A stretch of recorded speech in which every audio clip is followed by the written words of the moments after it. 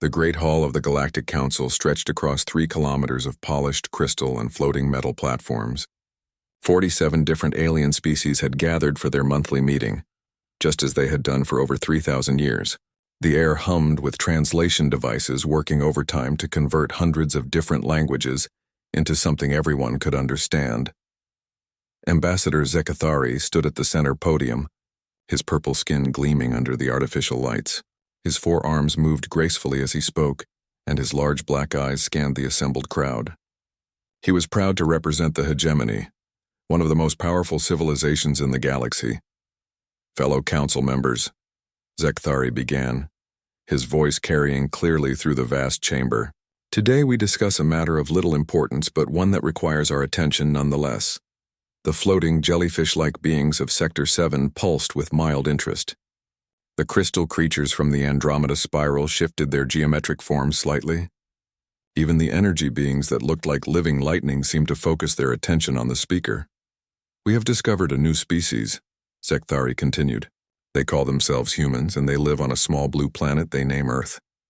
It sits in a quiet corner of the galaxy, far from any important trade routes or strategic locations. A ripple of amused sounds passed through the assembly. New species were always entertaining to discuss. Most were primitive and easy to integrate into the galactic community as worker species or resource providers. Counselor Thisara, a being made entirely of living crystal, spoke up.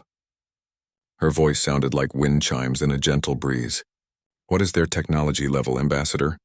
Have they achieved faster-than-light travel? Zekathari's face showed what humans would recognize as a smug smile. Barely. Our scouts report they have only recently developed basic warp drive technology. Their ships are crude and slow. They have not even left their own solar system except for a few short trips. The energy being known as Qualthex flickered brighter with what seemed like amusement. How refreshingly primitive. What about their society? Are they unified under a single government? Hardly, Zekathari replied, pulling up a holographic display that showed Earth floating in the center of the hall. They are divided into nearly 200 separate nations. They fight constant wars over resources, territory, and ideas. Their planet shows clear signs of environmental damage from poor planning. The assembled aliens made various sounds of disappointment and superiority. This was always the same story with young species. They fought among themselves until a more advanced civilization came to guide them toward peace and prosperity. Commander Vorshan of the Stellar Dominion leaned forward on his platform. His insect-like appearance and clicking mandibles made him look fierce, but he was known for his practical approach to galactic politics. What resources does their system offer? Is integration worth the effort? Zekathari's forearms gestured toward the hologram, which zoomed in to show Earth's solar system. Their star is stable and long-lived. The system contains significant mineral wealth, particularly in the asteroid belt between the 4th and 5th planets. Their homeworld has abundant water and biological diversity that could prove useful. And the humans themselves? Asked Thisara. What role would they serve in the galactic community? Standard integration protocols would apply, Zekathari answered smoothly. Their physical capabilities are unremarkable. They are carbon-based, bipedal, and reproduce slowly compared to most species. However, they show some aptitude for basic engineering and could serve well as manual laborers or technicians under proper supervision. The council members nodded their various heads, tentacles and energy fields in agreement. This was exactly what they expected from a primitive species. The pattern was always the same.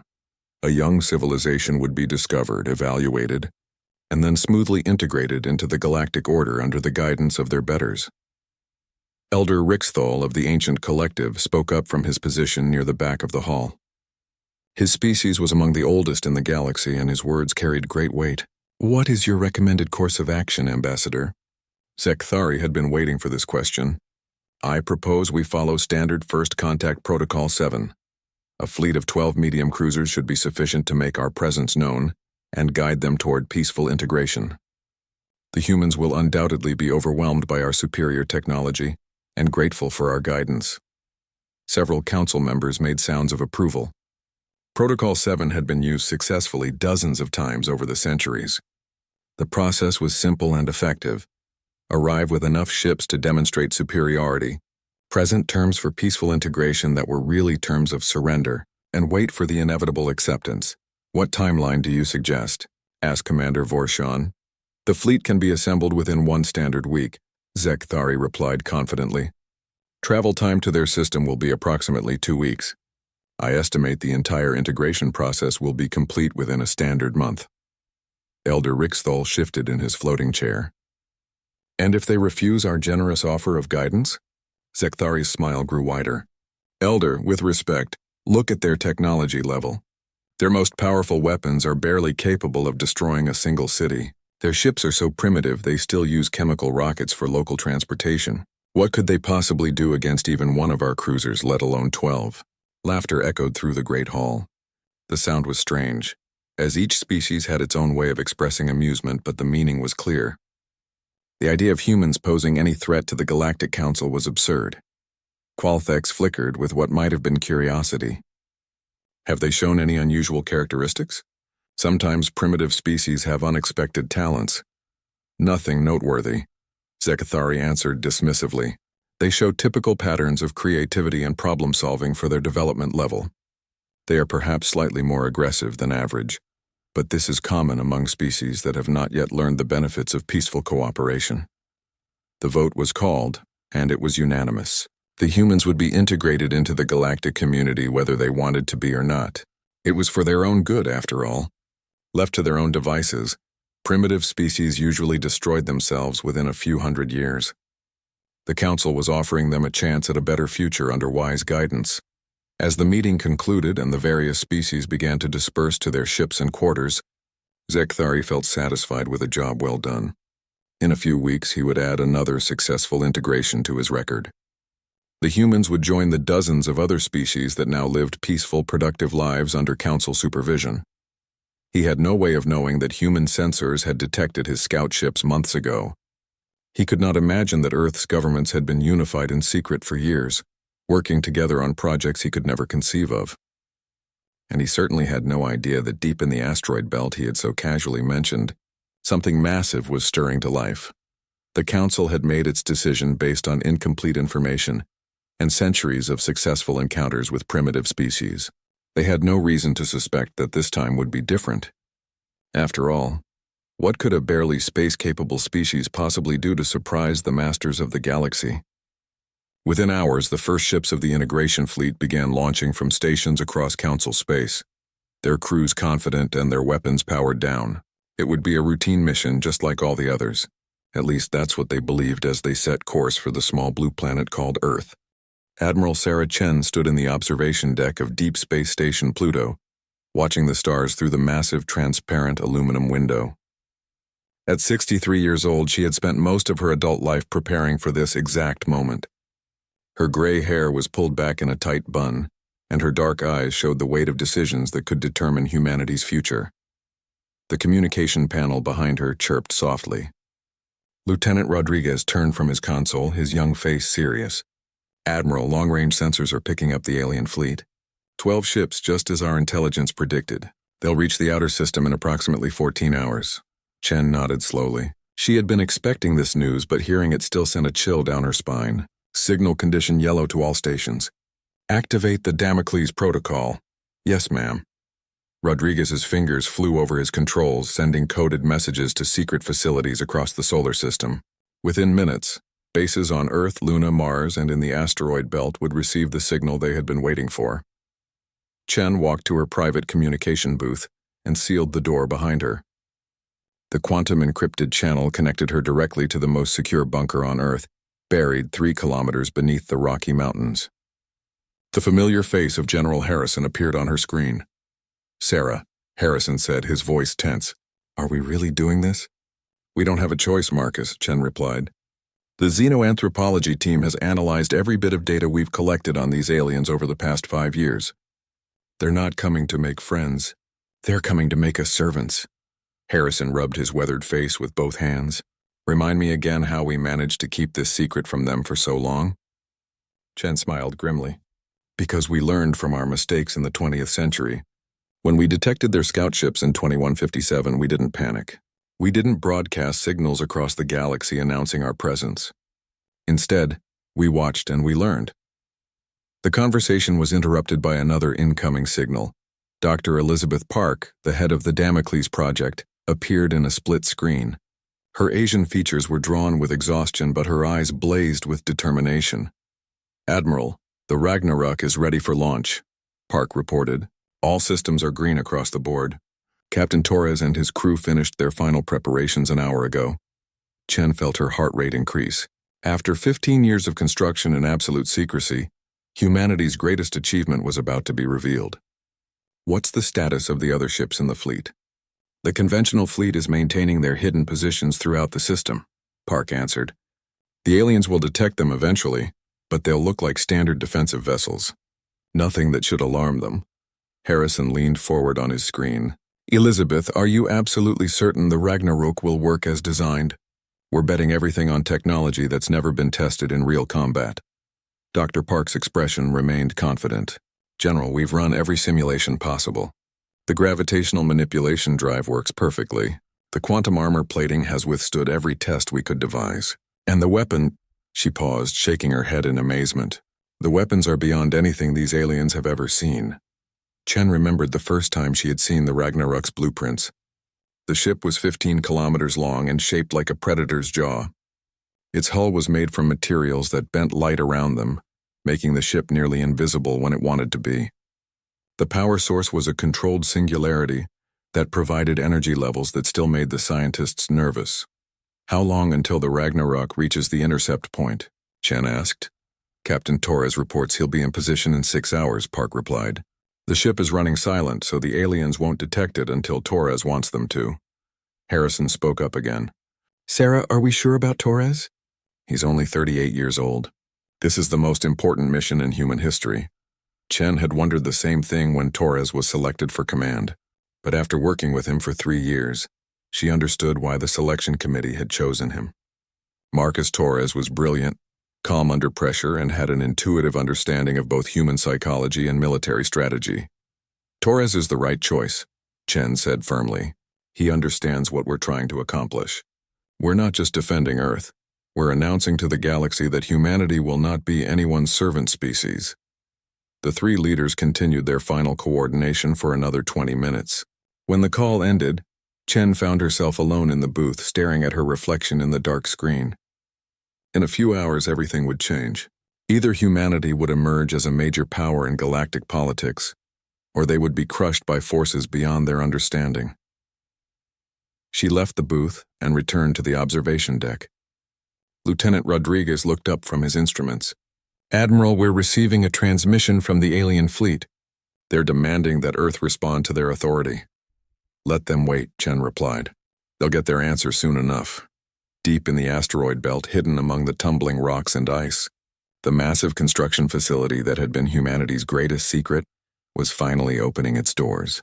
The Ragnarok had been built inside a hollowed-out asteroid, camouflaged so perfectly that alien scouts had passed within a few thousand kilometers without detecting anything unusual.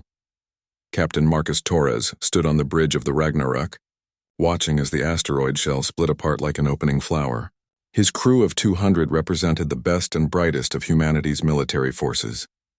Each had volunteered for a mission they knew might be their last. "Captain," reported Commander Lisa Zhang from the navigation console, "we are clear of the construction bay. All concealment systems are active." Torres nodded, looking at the main display that showed the alien fleet still hours away from Earth. "Take us to intercept position. Maximum stealth mode until we're ready to reveal ourselves." The Ragnarok moved through space like a ghost. Its gravitational drive left no energy signature that conventional sensors could detect. To any outside observer, the space around Earth would appear empty of any unusual activity. As the ship accelerated toward its destination, Torres thought about the message he would soon deliver to the alien fleet. It had been written and rewritten dozens of times by Earth's best diplomatic minds. But the core meaning was simple. Humanity would not surrender, and anyone who tried to force them would discover just how dangerous humans could be when threatened. "Sir," called Lieutenant Commander Johnson from the communication station, "we're receiving updates from Admiral Chen. The alien fleet is maintaining course and speed. No indication they suspect anything unusual." Torres smiled coldly. The aliens were about to learn that humanity had been preparing for this encounter much longer than they could possibly imagine. Earth's governments had been secretly unified for over a decade, pooling resources and knowledge in ways that would have seemed impossible before the alien threat was discovered. All stations report ready for combat operations. Zhang reported. Very good, Torres replied. In a few hours, we'll find out if 15 years of preparation was enough.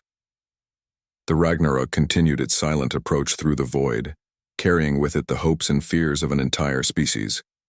Behind them, Earth waited in apparent helplessness. Ahead of them, an alien fleet approached with casual confidence in their superior technology and firepower.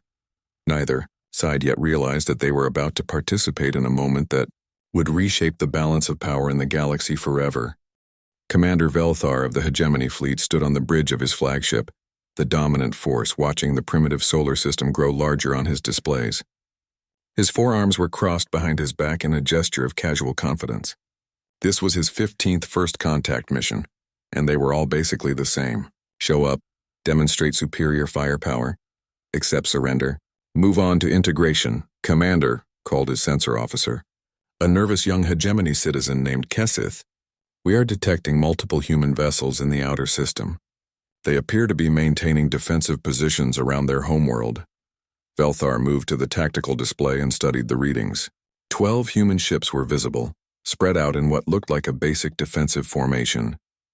They were exactly what he expected from a primitive species. Small, simple vessels that probably couldn't fight their way out of a paper container. Analysis, Velthar asked his tactical officer. Standard defensive posture for a primitive species, came the reply. Their ships are approximately 200 meters in length. Basic armor, simple energy weapons. No significant threat to our fleet. Velthar nodded with satisfaction. This was going exactly according to plan. Open a communication channel to the human vessels. Let's get this over with quickly. The communication officer worked at his console for a moment, then looked up. Channel open, Commander. Velthar straightened his uniform and put on his most authoritative expression. Human vessels. This is Commander Velthar of the Galactic Council Fleet. You are commanded to stand down and prepare to receive representatives of the Council. Resistance is futile and will only result in unnecessary destruction. For several long minutes, there was no response. Velthar frowned.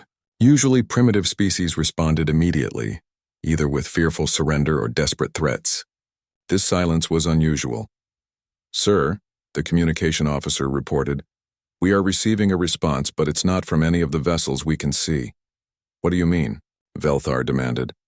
The signal is coming from a location approximately 50,000 kilometers to our starboard side, but our sensors show nothing there.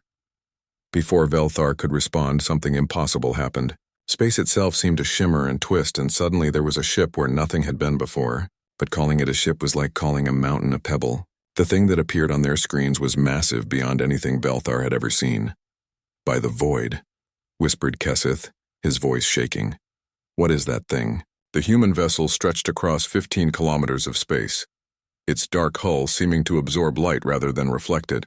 It was shaped like some ancient predator's skull, with angular projections that could only be weapon mounts. The ship's size made Velthar's flagship look like a toy in comparison.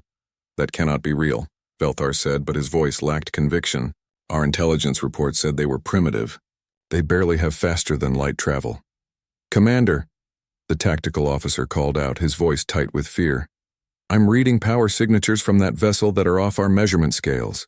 Whatever's powering that thing, it's generating energy levels equivalent to a small star. The communication channel crackled to life, and a calm human voice filled the bridge. This is Captain Marcus Torres of the United Earth ship Ragnarok. You have entered human space without permission and made demands of a sovereign species. I suggest you reconsider your approach. Velthar stared at the display showing the massive human ship. His training had covered many scenarios, but nothing like this. How had the humans built something so enormous? How had they kept it hidden from Council scouts? And why wasn't it attacking? This is Commander Velthar, he managed to say, trying to keep his voice steady. I represent the Galactic Council. We are here to offer your species the opportunity to join the galactic community under our guidance. Captain Torres's response came without hesitation. Commander, we've been monitoring your communications for the past 5 years. We know exactly what kind of guidance the Council offers. We're not interested. The bridge of the dominant force fell silent except for the humming of instruments. Velthar's crew stared at their displays in shock. The human ship wasn't moving aggressively, but its very presence was more intimidating than any weapon they had ever faced. Perhaps there has been a misunderstanding, Velthar said, falling back on diplomatic training. The Council has successfully integrated 47 species into peaceful coexistence. We offer protection technology and an end to the conflicts that plague young civilizations. At the cost of their independence, Torres replied. We've studied your methods, Commander. You arrive with superior force, offer terms that amount to surrender, and then strip away everything that makes a species unique. We've seen what happened to the Regellians, the Centauri Collective, and the others. We choose a different path. Velthar's tactical officer leaned close and whispered urgently, Commander, recommend we call for reinforcements immediately. That ship could probably destroy our entire fleet without taking significant damage. But Velthar found himself mesmerized by the impossible vessel floating before them. Its weapons were not powered up, but he could see the massive weapon ports that dotted its hull. Each one looked capable of destroying a city. How many were there? Dozens? Hundreds? Captain Torres, Velthar said, surely you understand that resistance to the Council is pointless. We have fleets throughout the galaxy. Even if your ship is powerful, you are still just one vessel against thousands. There was a pause before Torres responded, and when he did, Velthar could hear the smile in his voice. One vessel? Commander, what makes you think the Ragnarok is alone? On Velthar's tactical display, new contacts began appearing. First one, then another, then dozens. Human ships were decloaking throughout the system, but these weren't the simple vessels they had detected earlier. These were warships nearly as large as Council cruisers, armed and ready for battle. Impossible, breathed the tactical officer. Where did they all come from? Our scouts reported nothing like this level of military development. Captain Torres continued speaking, his voice remaining calm and professional. Your scouts saw what we wanted them to see, Commander. Humanity has been preparing for this day for years. We knew the Council would come eventually, and we knew they would come with force rather than friendship. Velthar felt sweat forming on his forehead despite the cool air on the bridge. Captain, what are your intentions? Are you planning to attack? That depends entirely on you, Commander, Torres replied. We don't want a war, but we will not be made into anyone's servants. If you leave our space peacefully and report to your Council that humanity requests formal diplomatic contact between equals, we can avoid unnecessary bloodshed. The word equals hit Velthar like a physical blow. In 3,000 years of Council history, no newly contacted species had ever demanded equality. They always accepted integration after seeing the futility of resistance. But looking at the massive ship on his display, Velthar was beginning to understand that humanity was unlike any species the Council had ever encountered. I need to consult with my superiors, Velthar said finally. Of course, Torres replied. But Commander, while you're making that call, remember that the Ragnarok and its escorts will be watching. Any aggressive action against human vessels or Earth itself will be met with immediate and overwhelming force. Velthar ordered his communication officer to open a quantum channel to Council space. As he waited for the connection, he stared at the human dreadnought that dominated his tactical display. Everything he thought he knew about first contact was crumbling around him. For the first time in his career, Commander Velthar was facing a species that was not impressed by Council technology and had no interest in Council protection. As he prepared to deliver news that would shake the foundations of galactic politics, he couldn't help but wonder what other surprises the humans might be hiding. The emergency session of the Galactic Council convened in chaos. Representatives from 47 species filled the Great Hall, their various forms of communication creating a cacophony of sounds, lights, and telepathic static. Emergency lights bathed the crystal chamber in harsh red, indicating a crisis of the highest level. Ambassador Zekthari stood at the central podium, his usual composure completely shattered. His purple skin had turned pale, and his forearms trembled as he manipulated the holographic controls. Above the assembly, a three-dimensional image of the human ship Ragnarok rotated slowly, its massive form dwarfing the Council cruiser shown beside it for scale. Fellow Council members, Zekthari began, his voice cracking, We have received Commander Velthar's full report from the human system. What you see before you is not a space station or a construction platform. This is a single warship built by the species we believe to be primitive. Elder Rixthol of the Ancient Collective leaned forward in his floating chair. His species had seen the rise and fall of dozens of civilizations, but even his ancient eyes widened at the sight of the human vessel. Ambassador, confirm the measurements. How large is this ship? 15 kilometers in length, Sekthari replied, his voice barely above a whisper. 3 kilometers at its widest point. Our sensors estimate its mass at over 2 billion tons. A wave of shocked sounds rippled through the assembly. Counselor Thisara's crystalline form flickered rapidly, a sign of extreme agitation among her people. Impossible. No species at their technology level should be capable of building something that massive. It gets worse, Zekathari continued. He manipulated the hologram, showing detailed sensor readings from Commander Velthar's fleet. The power output from this single vessel exceeds that of our entire first contact fleet combined. The energy source appears to be some form of controlled gravitational singularity. The energy being Qualthex flashed bright orange with disbelief. A controlled black hole? The mathematics alone should be beyond them for centuries. How is this possible? General Mordak of the Warrior Caste slammed his massive fist on his platform, creating a sound like thunder. His species prided themselves on military prowess, and the sight of the human warship filled him with something he had never experienced before. Fear. Show us the weapons analysis, Mordak demanded. Zekthari's hands shook as he brought up the weapons assessment.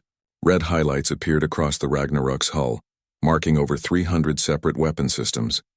Our analysts count at least 350 weapon ports of various sizes.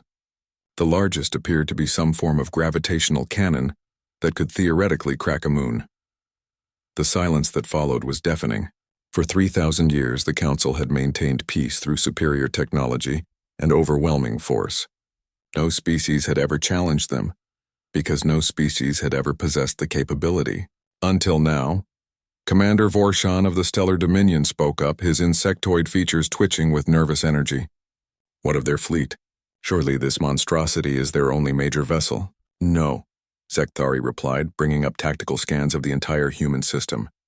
Commander Velthar's sensors detected 47 additional warships, each comparable in size to our heavy cruisers.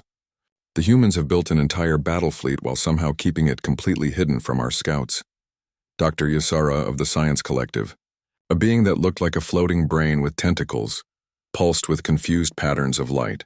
The stealth technology alone represents a breakthrough we have not achieved. How did they hide construction on this scale? Our gravitational sensors should have detected industrial activity of this magnitude from light years away. There's more, Zekthari said, his voice now barely audible. The human captain, Torres, implied that this fleet is not the extent of their military capabilities. He spoke as if the Ragnarok was merely their opening statement. The implications of that hit the assembly like a shockwave. If the ship they were looking at was just the beginning, what else were the humans hiding? What other impossible technologies had they developed in secret? Elder Rixthol raised one ancient hand for silence. Ambassador, what were Commander Velthar's instructions to the human captain? Standard First Contact Protocol 7, Zekthari replied. Peaceful integration under Council guidance. And the human response? Zekthari swallowed hard. Captain Torres rejected our offer. He demanded formal diplomatic contact between equals and ordered our fleet to leave human space immediately. The word equals hung in the air like a curse. In the entire history of the Galactic Council, no newly contacted species had ever demanded equality. They had always been grateful for the opportunity to join the galactic community under proper supervision. General Mordak stood to his full intimidating height. Did Commander Velthar engage the human vessel? What are its combat capabilities? The commander wisely chose not to test their weapons, Zekthari replied. But our sensors detected power buildups that suggest their main guns could destroy our largest battleships with single shots. The hall erupted in panicked conversations. Representatives huddled in groups, speaking in urgent whispers. Some species began making quiet preparations to leave the station, clearly thinking about the safety of their home worlds. Counselor Thisara's voice cut through the noise like a crystal bell. What about their weaknesses? Surely they have some limitations we can exploit? Zekthari consulted his datapad, but his expression remained grim. Our analysis suggests their only apparent weakness is numbers. They appear to have fewer than 50 major warships compared to our thousands. However, given the power disparity, numbers may not matter as much as we would hope. The energy being Qualthex flickered rapidly, cycling through colors that indicated deep thought. What is their technological source? Did they develop these capabilities independently, or did they acquire them from another species? All indications suggest independent development, Zekthari answered. Captain Torres specifically mentioned that humans have been observing us for years, learning our methods and preparing countermeasures. The implications of that statement sent fresh waves of fear through the assembly. The humans hadn't just built a powerful military by accident. They had specifically studied Council technology and tactics, then developed weapons and strategies designed to counter them.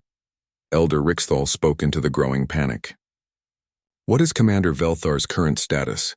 His fleet is maintaining position at the edge of the human system, Zekthari reported. The humans have not attacked, but they have made it clear that any aggressive action will be met with immediate retaliation. Dr. Isara pulsed with urgent patterns. We need more information. Have we dispatched additional fleets for observation and analysis? General Mordak's voice boomed across the hall. I have 12 battle fleets within 3 days' travel of human space. Give the order, and we can surround their system with overwhelming force. No! Elder Rixthal's voice carried the authority of centuries. Until we understand the full extent of their capabilities, we will not provoke them into demonstrating their weapons. The hall fell silent as the council members absorbed the magnitude of their situation. For the first time in millennia, they had encountered a species that not only refused their guidance, but possessed the power to enforce that refusal. Counselor Thisara spoke the question that was on everyone's mind. What happens now? How do we proceed with a species that demands to be treated as our equal? Elder Rixthal looked at the image of the human warship still rotating above the assembly. Its dark hull seemed to absorb the light around it, much like how humanity had absorbed decades of council arrogance and turned it into preparation. We send a diplomatic mission, the elder said finally, not to offer integration, but to negotiate with a potential new member of the council. Because whether we like it or not, humanity has just announced that the galaxy has a new major power. The session continued for hours, but the outcome was inevitable. The age of unchallenged council supremacy was over, ended by a species they had dismissed as primitive just days before. 3 weeks after the first contact incident, Ambassador Zekthari found himself standing in the most humbling location of his long career, the hangar bay of a human warship. The Ragnarok's docking bay stretched before him like a vast cathedral, its ceiling lost in shadows high above. His diplomatic shuttle, which had seemed respectable when he boarded it, now looked like a child's toy in the enormous space. Zekthari was not alone. The council had sent their most experienced diplomats, including Elder Rixthal himself, to conduct negotiations with humanity. As they walked across the polished metal floor, their footsteps echoing in the massive chamber, each council member felt the psychological weight of their surroundings. By the void, whispered Counselor Thisara, her crystalline form reflecting the lights that lined the hangar walls. How many ships could they fit in here? Dr. Isara floated beside them, her tentacles writhing with nervous energy. The engineering required to build something this large is beyond our current understanding. The structural supports alone represent advances in materials science we have not achieved. Captain Marcus Torres waited for them at the far end of the hangar, flanked by 4 human officers in crisp military uniforms. At 38 years old, Torres looked impossibly young to be commanding such a massive vessel. But his calm confidence was unmistakable. As the alien delegation approached, he stepped forward with a slight smile. Ambassador Zekthari, Elder Rixthal, honored council members, Torres said. His words automatically translated into each delegate's native language. Welcome aboard the UES Ragnarok. I hope your journey was comfortable.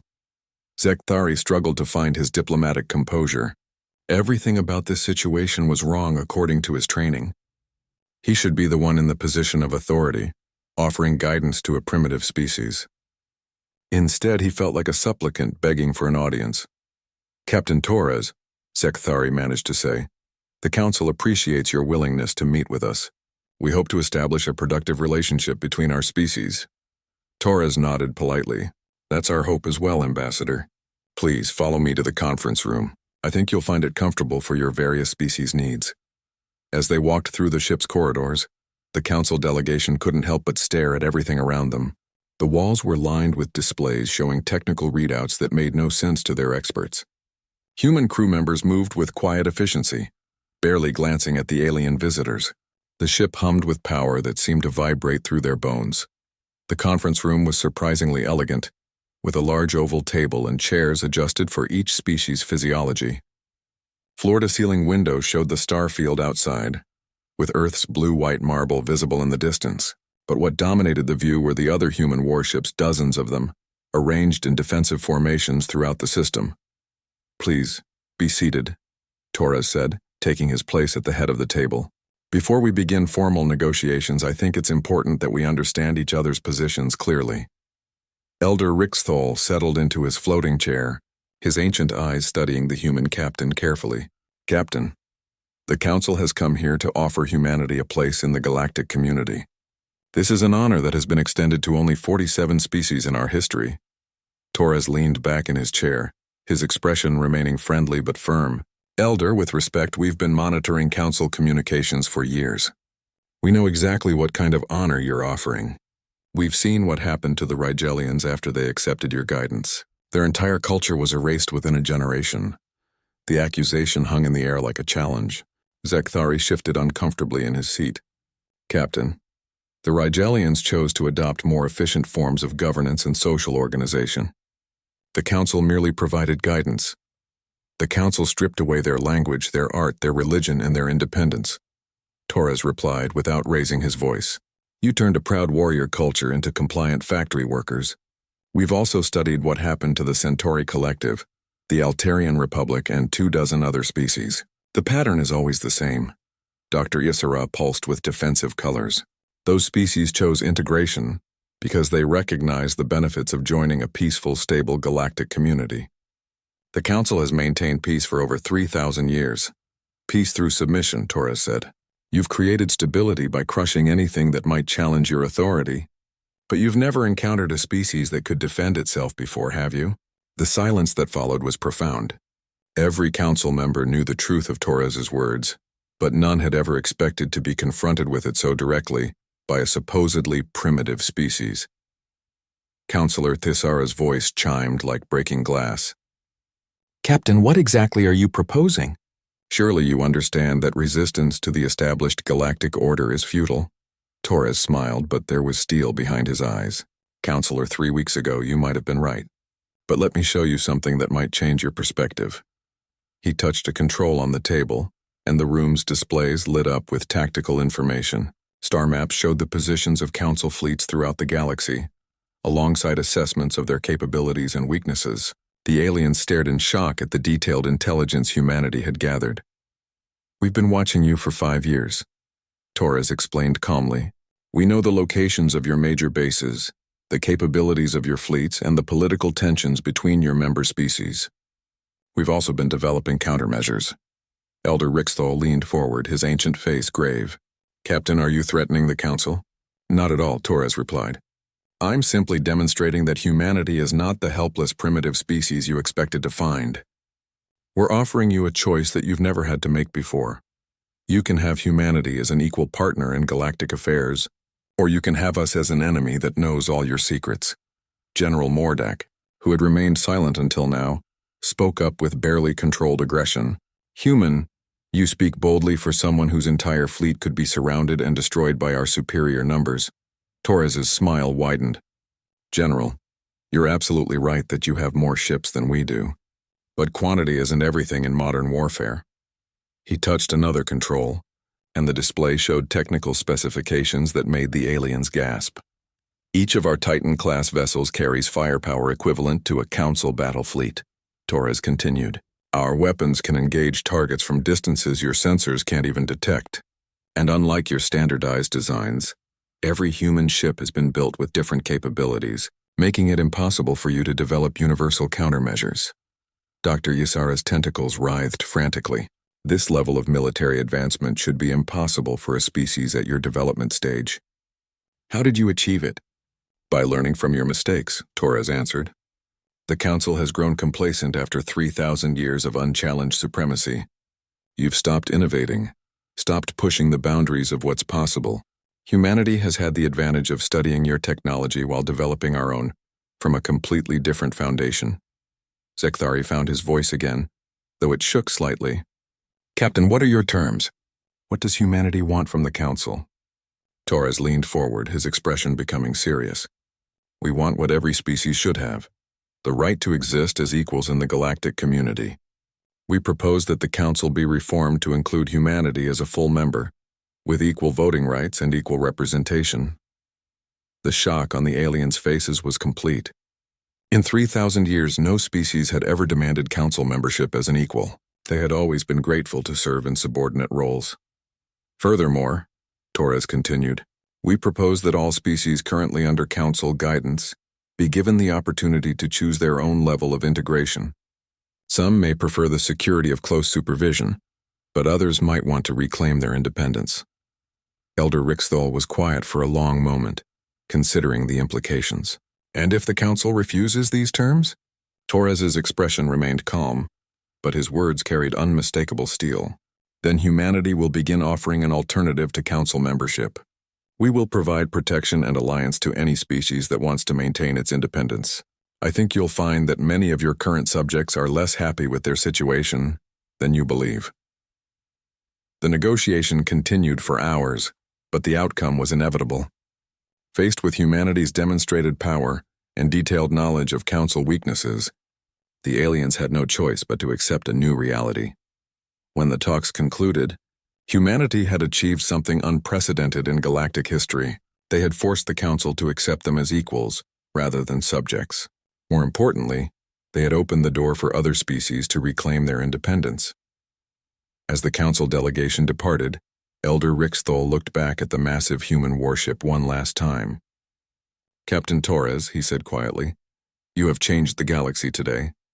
I hope you understand the responsibility that comes with such power. Torres nodded soberly.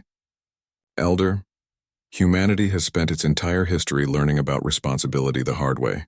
We won't make the same mistakes the Council made.